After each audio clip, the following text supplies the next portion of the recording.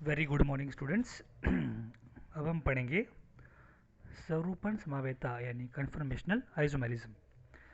इसमें लिखा है यदि दो कार्बन परमाणुओं के बीच एकल बंध हो तो उनके बीच मुक्त घूर्णन संभव होता है। इस मुक्त घूर्णन के कारण ऐसे यौगिकों के अनेक विन्यास प्राप्त होते हैं। इन विन्यासों को स्वरूपन कहा जाता है। मतलब ये कहना चाहते हैं कि अपने पास मान लीजिए कार्बन है जो सिंगल बॉन्डेड है और दूसरे कार्बन से जुड़ा हुआ है, तो ऐसे carbon carbon single bonded alkanes में फ्री रोटेशन संभव है। और ये फ्री रोटेशन के कारण से क्या होता है, उनकी कॉन्फ़िगरेशन बार बार चेंज होती रहती है।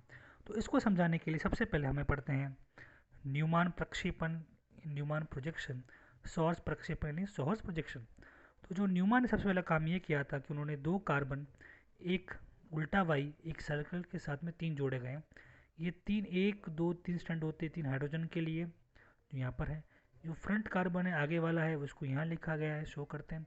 जो पीछे वाला रेयर वाला वो सर्कल से नोट करते हैं। जैसे आप देखिए यहाँ पर न्यूमान ने पहला कार्बन ये, दूसरा कार्बन ये।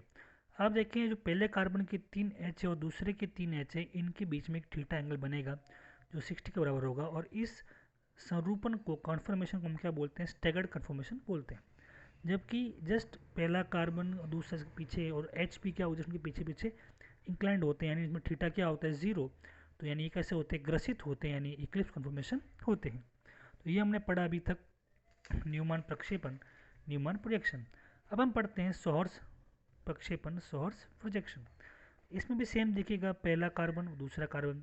अब इसमें क्या है, पहला एच दूसरा तीसरा चौथा पांचवा छठा, मतलब ठीक एक दूसरे के पीछे।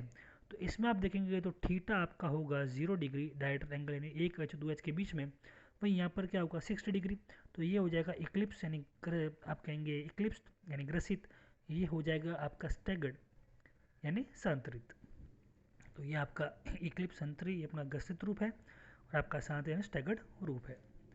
अब पढ़ते हैं हम आगे।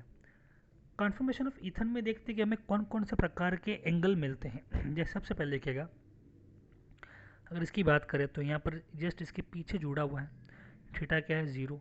थोड़ा रोटेट करते हैं तो थीटा कितना होगा 60। थोड़ा और रोटेट करते हैं थीटा हो जाएगा 120। इसके बाद ज़रा आप इसको और रोटेट करें 60 पर, यहाँ पर तो ये एच ए जो यहाँ पर था वो पहले यहाँ पर आया, फिर यहाँ से इसके पीछे छुपा, अभी यहाँ कितना हो गया 180। और करते हैं तो होगा 240, और करते हैं तो होगा 300, और वापस वहाँ आने पर जाएगा 360। तो ये अपने एंगल प्राप्त होते हैं। अब इसमें देखिए एथेन के विभिन्न स्वरूपन है, अलग अलग क्या है कॉन्फर्मेशन है। और अपन ये जानते हैं कि जो आपका दो हाइड्रोजन के बीच में एंगल होता है उसे द्विफलकीय कोण कहते हैं, यानी डायहेड्रल एंगल कहते हैं। और टोटल अपन देखें तो डिग्री कितना होता है 360, उसमें से हम डिवाइड कर देंगे तो हमें ये मिल जाएगा 60 मिल जाएगा। अब देखते हैं आगे। अब आपको ये बात पता चल कि भैया इक्लिप्स ग्रसित में डायरेक्ट एंगल 0 होता है और स्टैगर्ड में ग्रसे सांतरित में 60 होता है। तो यानी अगर ज़्यादा ऊर्जा की बात करें, एनर्जी की बात करें, तो वो सबसे ज़्यादा पाई जाती है ग्रसित में इन इक्लिप्स में, और एनर्जी कम होती है स्टैगर्ड में यानी सांतरित में। हम जानते हैं कि एनर्जी जो होती है इन्वर्सली प्रोपोर्शनल होती है स्टेबिलिटी की, यानी ऊर्जा और स्थायित्व में जो के बीच में संबंध होता है वो व्युत्क्रमानुपाती होता है। इसलिए ग्रसित की ऊर्जा अधिक होने के कारण से इक्लिप्स की एनर्जी ज़्यादा होने के कारण से वो कम स्टेबल होता है, जबकि स्टैगर्ड संतृप्त का ज़्यादा स्टेबल होता है। तो ये आप देखिएगा डिग्री रोटेशन के लिए A B B A B A, जहाँ पर आपको ए दिख रहा है वो आपका ग्रसित है यानी इक्लिप्स्ड है, जहाँ बी दिख रहा है वो संतृप्त है यानी स्टैगर्ड है। तो बी कहाँ पर आता है 60 पर, 180 पर और 300 पर, बाकी 0 पर, 240 पर और 360 आपको मिलेगा भैया ग्रसित यानी इक्लिप्स मिल जाएगा। अब हम बात करते हैं प्रोपेन के कन्फर्मेशन के लिए। तो अब देखिए, हम ये बात जानते हैं कि हमारा प्रोपेन जो होता है उसमें 3 होते हैं कार्बन। तो अब पहला कार्बन आपका इस सर्कल, दूसरा आपका ये, तीसरा पीछे वाला।